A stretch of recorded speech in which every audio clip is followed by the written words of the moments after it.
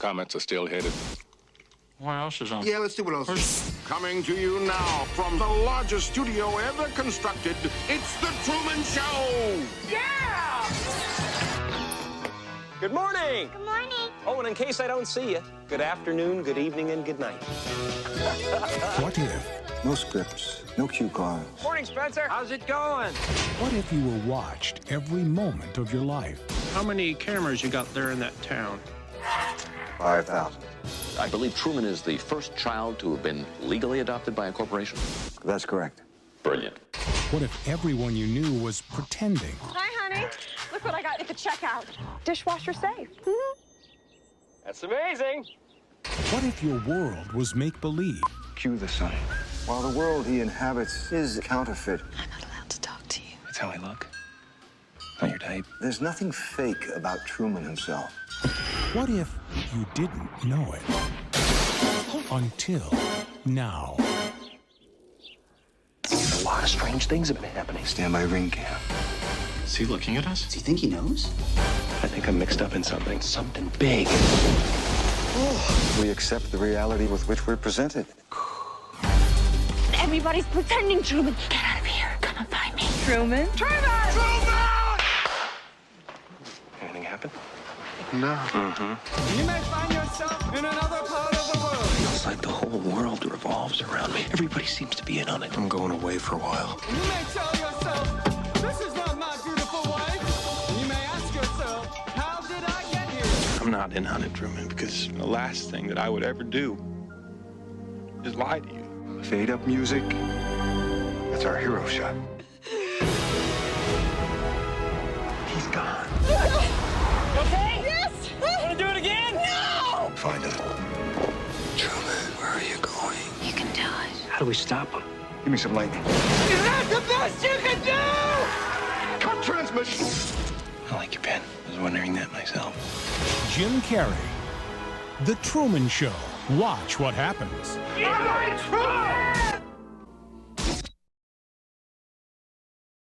The Truman Show. We'll talk about that parable later, but I just want to introduce you to him.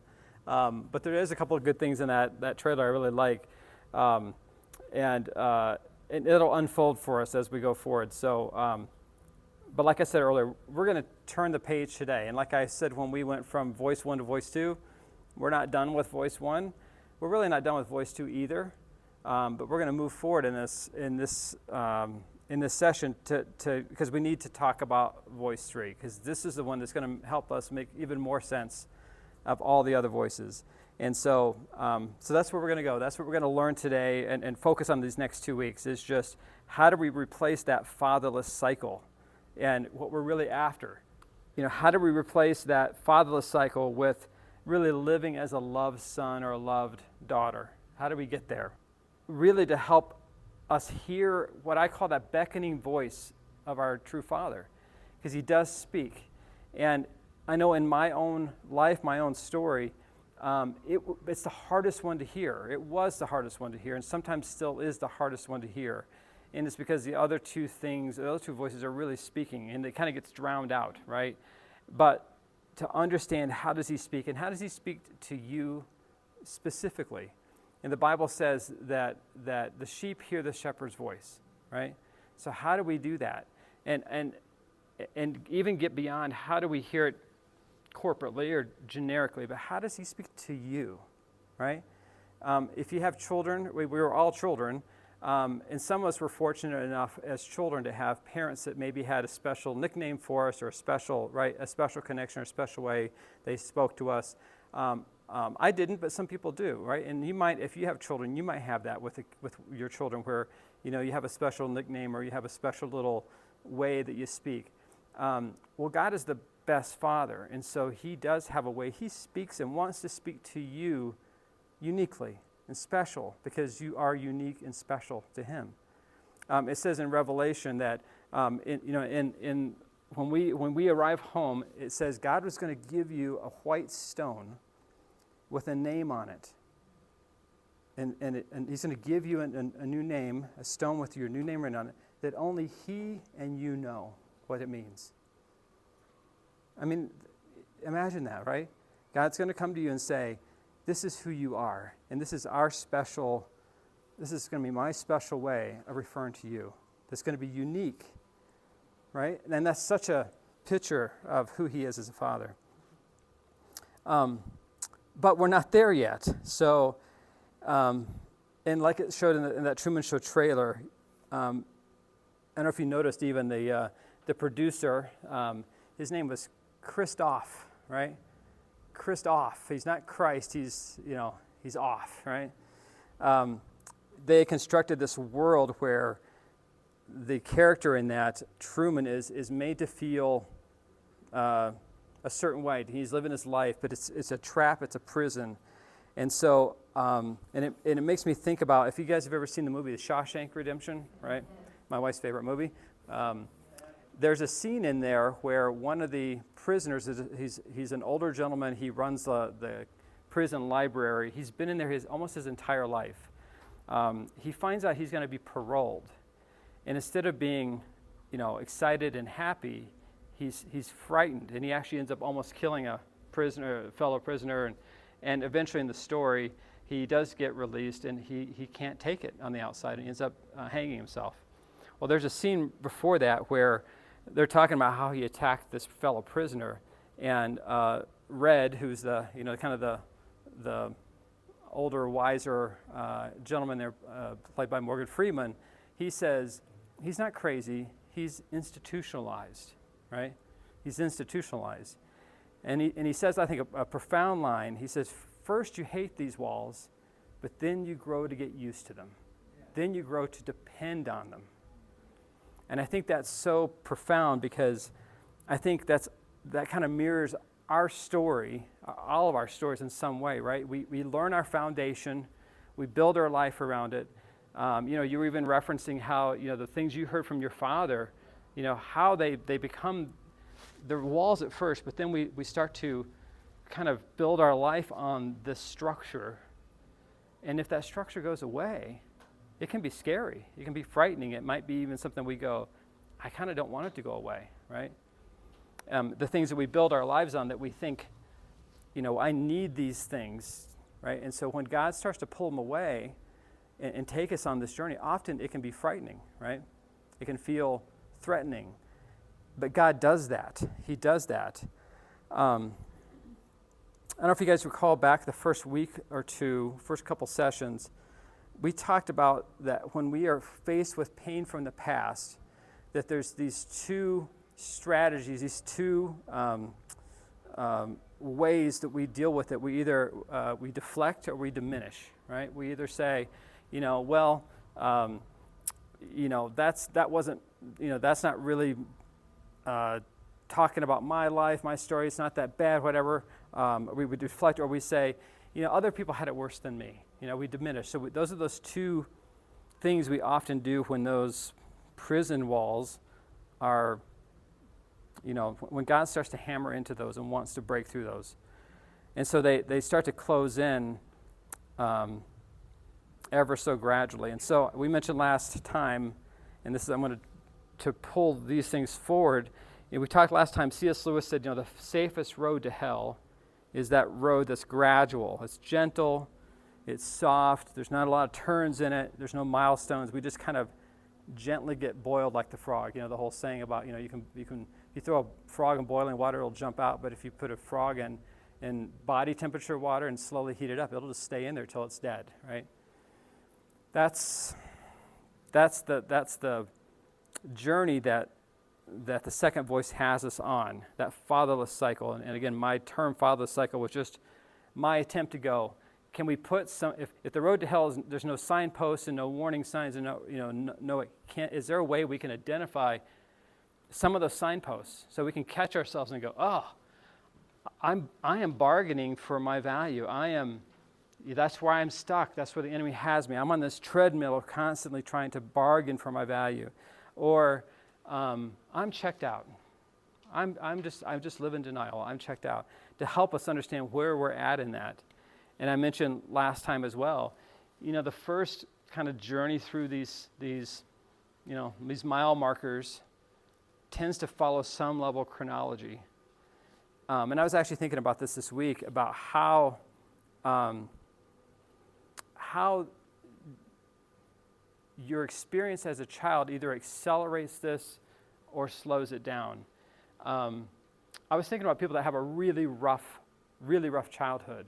How quickly, like you can find 10-year-olds that are already in the anger phase, right? They have lived a really rough life where these cycles have happened really fast for them, right? They're angry and they're ready to, in some cases they're ready to kill. We just had, tragic news at UCCS yesterday, right? Where Friday, where a couple students have gotten murdered. It looks like. How do people? And I'm making a lot of assumptions about that, but there's other stories, right, where you go, how is someone that angry, that young, right? Or when 12-year-olds are killing themselves, you just go, well, so the harder that life is at the beginning, the faster this seems to go, which again, I was just thinking through that this week about that. And if your life is relatively normal, right, this tends to go a little slower and probably matches closer to the outside ages that we talked about last week, where, the bargaining phase is, late teens to, late 20s. That probably is, for most average upbringings, that's probably fairly normal. But rough upbringings, is happening earlier. But then what happens is once we go through that the first time, then it happens faster. It happens faster, and it almost happens almost instantaneously, where you can get into a situation and suddenly, you're all the way down into anger, or you're into, you're bargaining. So it can happen faster. So, the second voice using those core questions against us, when we use the example, he likes to add just a little bit of poison, like we said to our kids, when they used to tell a lie, how about, we'll make you brownies, how about just a little bit of dog poo in there, right? Well, that's what the enemy does, but, he poisons us so gently almost, right? So it's a slow drip. It's a slow drip. But again, last week, that's why we said, Proverbs 4:23, right? Above all else. I mean, that's a pretty blatant statement, right? Above all else, guard your heart. Guard your heart, for it is the wellspring of life. And Satan is just trying to get us down to that state of denial where we're just denying that we need to guard our heart, and that life is to be found there. So I'm so thankful that we don't have to stop there, right? Because there is another voice.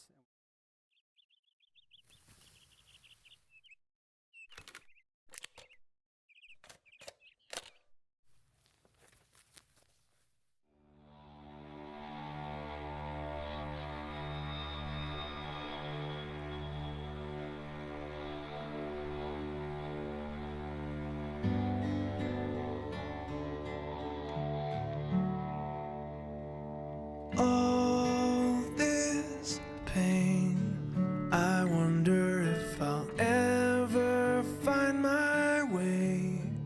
I wonder if my life could really change at all.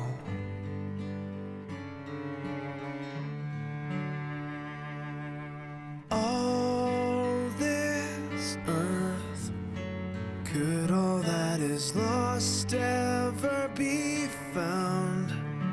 Could a garden come up from this ground at all?